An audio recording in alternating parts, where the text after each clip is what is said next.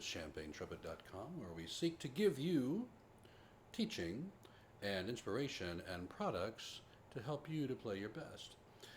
Here is the promised free lesson of the week, and the topic for the week is something I think trumpet players don't talk nearly enough about, and that is high notes. Guys, I'm going to level with you. For me, my bread and butter is second trumpet in a big band, standing with a jazz quartet or quintet, playing small group jazz, playing in a church orchestra. These are places that I love to play. Being in the studio, being the lead trumpet player is something that I like to cover, to give the lead trumpet player some rest for his chops. But I've never considered myself the guy to stand there all night for 4 sets and just keep pegging it, right? But I have been blessed to spend some time standing next to some of the best in the business. Guys like Mark Zauss and John Reed and Charlie Bertini, and years ago in high school, Charlie Porter. And I bring these names up because I'm going to link to some of their conceptual videos and resources for the way they do what they do in the comments of this video. And so what I've done over the years is, having picked the brain of all these guys during breaks and after sound check and during dinner before the gig, ask them how they do what they do. I've kind of taken bits and pieces from each one of their concepts to something that has really served me well over the years. What you're going to find when you ask someone who is really solid and consistent in the upper register, you ask them, how do you do what you do? They will tell you. They will give you their concept, but they'll always give you this caveat. You know, as you head home wide-eyed and ready to practice for 2 hours after the gig, because this is going to be the thing that fixes it all for me, they say, but brother, this is what works for me. Take what works for you, leave the parts that don't, and find what is comfortable and consistent and helpful for you. And so that's what I want to help you guys to do. For me, I've put together the concepts from Mark Zauss with his yoga or wedge breathing. You guys probably know Mark's work from like Future Core back in the day, and now with the Philharmonic at the Magic Kingdom. It's just legendary for his endurance, for his upper register, for the power that he can produce. Also one of the sweetest and most humble guys you're ever going to meet. Charlie Bertini is one of the cleanest, maybe the cleanest, most perfect lead players I've ever sat next to. Did a big band recording session with him maybe a couple of years ago, and I was just astonished, even after 7 or 8 hours in the studio, how consistent this guy was. And he was all about air speed. And he sent me to his website to see a PDF document that he had written on using airspeed for consistency. Charlie Porter is a guy I've only met in person for 1 week back in 1995. We were both in the same Florida high school all-state jazz band. He was playing lead trumpet, and we had both changed our embouchures that year. I was playing fifth because my embouchure change didn't go all that well, and I just couldn't really get above the staff too well. Charlie, on the other hand, had changed his embouchure 2 weeks before, and he was nailing lead trumpet. And I just knew this guy, man, he's got something going on with his concept. Years later, found his video on embouchure, and it has been wonderful for me. I actually changed after 30 years of playing. I changed to the embouchure that he recommends after he presents the argument of just how many, and the proof of just how many cats throughout the lineage of the trumpet utilize a particular way of holding your chops. And so what I like to do is I like to put together some of these concepts. I just want to demonstrate maybe some exercises that I do, talk a little bit about them, and how I am utilizing each one of those guys' concepts in my own playing and in my own practice. All right, so first of all, I want to tell you, as you're practicing something like the upper register, it's not all there is, and it's all linked to proper technique. If you are blowing right, if your posture is good, if your muscles are working in sync with your airstream, if everything is in balance, range is not just one part of what you do. Range becomes an extension of your technique, your tone being the most important thing.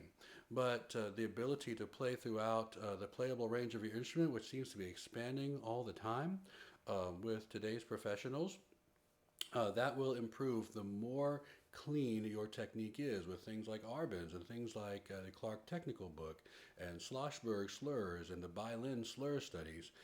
These are things that can be very helpful for you, even though you're not particularly working on your range at the time. Proper technique will increase your range. So it is a byproduct. It's kind of like the fruit of a good root of good technique. All right, so as promised, here's kind of what I work on. For me, probably the best way for me to balance my chops and my airstream together, working on balancing compression, balancing air speed, and utilizing the embouchure setup that I am using, is to do some careful and intentional slurs. Not working too hard, being careful not to hurt myself, being careful not to tighten up as I ascend, and trying to keep it fluid and relaxed and clean.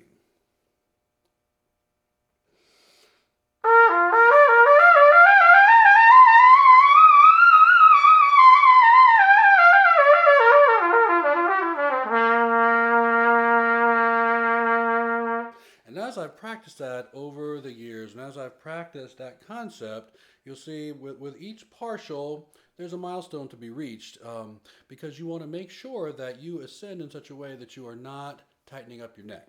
So when I was a lot younger, I think one of the biggest problems I had in trying to get around the horn smoothly and in a way that wasn't full of pressure and that wasn't in such a way that gave me a headache and made me dizzy and made me want to faint after a high note was the fact that I was holding my air in with my throat. And so I would take this big breath, and to make sure it all didn't seep out my chops, I'd be holding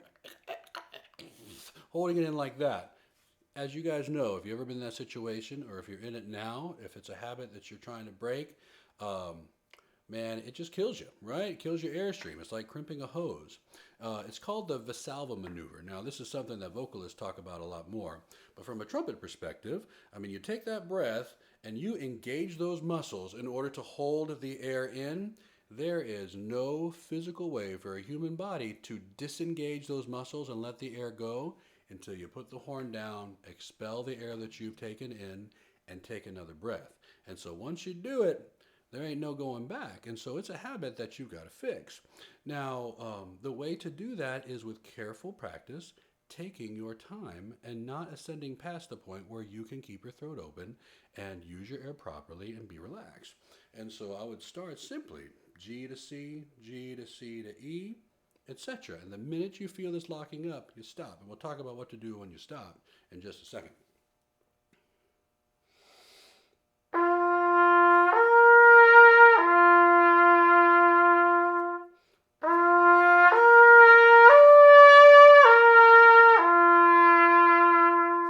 So let's say on the next one, I go up to the G and I start feeling this start to engage.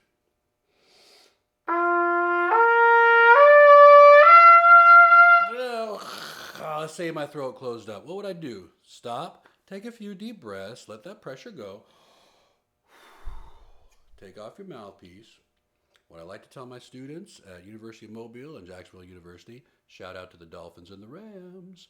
What I like to tell them is play this thing like a toy, right? Get the mental game of whatever habit you've caused yourself over the years, get it out of the picture, put your trumpet down, get your mouthpiece out, and just play that thing. Play it through the range of the instrument. You'll find that the habitual places that you tighten up are really not an issue because you're not playing the trumpet. You're just buzzing your mouthpiece, right?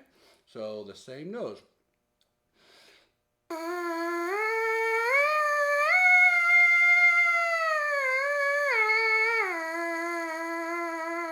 You can practice that for a couple of days. What you're going to find, one of my favorite trumpet teachers I ever had, Bill Warfield, he taught me about the necessity to be buzzing the pitch that's on your mouthpiece, and that's the note that's going to come out your trumpet.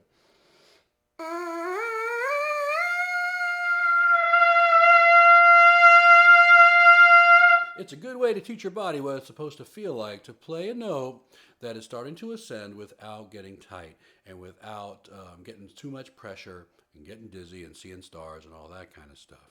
And so as you continue to do it, you want to make sure that you are balancing the compression, that you are considering the speed of your air, that you have an embouchure that is relaxed yet strong. You know, one problem that I had when I was younger, when I watch old videos or see old pictures, I wasn't engaging this much at all. I wasn't engaging the corners. And when cats in one band with me would talk about tightening the corners, I didn't know what to do. When I would try to tighten my corners, I'd lose control. I wouldn't know where I was on the horn, cracking notes in every direction. Marvin Farabee gave me some really good exercises. Again, just on a break from a gig, maybe from a recording session, and that is a pencil exercise. Let me see if I have a pencil around here.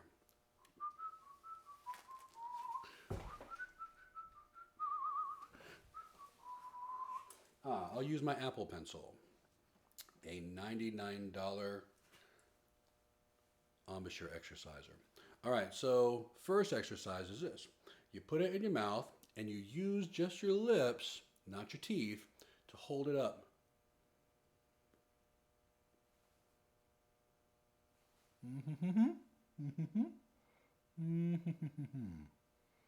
You should pause the video and try that right now, because you're going to find after a couple of seconds that this starts to get nice and sore, right? You start feeling that you're using it.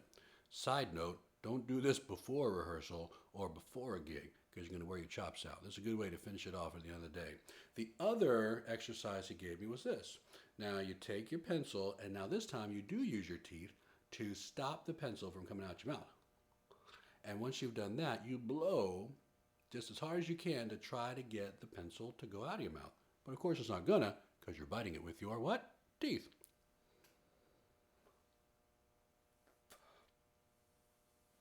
Now you're using all these muscles that you would be using, when you are playing in the upper register, when you've got a lot of volume of air going through. You're actually blowing, you're engaging the muscles here in the corner, you're keeping this relaxed, and you're not letting the air to seep through. You're also engaging the muscles of your cheeks as well. So guys, these are some of the things that have worked for me. Again, there are going to be links down in the comment section or the information section of this video. Links for Mark Zauss's yoga breathing video, links for Charlie Porter's embouchure video, links for Charlie Bertini's PDF from his website discussing airspeed. There'll also be a link to Bill Warfield's website just so you can look around there, and there's a way to contact him on there. I highly recommend it. He had just such wonderful things to talk about and concepts for being a hireable and clean lead trumpet player. There's a link to J.B. Scott's website as well with him and his wife Lisa that you can look around there, hear him play, and possibly reach out to him if you'd like to hear some of his concept as well. Just excellent and naturally using his air. Guys, hopefully this has been helpful for you. Anything I didn't cover, please let me know in the comment section below. Make sure that you like this video. Make sure that you please click the bell for those bell notifications so you can get notifications every time one of these free lesson videos comes out or a product review. Guys, this has been David with ChampagneTrumpet.com, where we seek to give you teaching and inspiration and products to help you to play your best. Guys, hope you have a great evening. Talk to you later. Bye.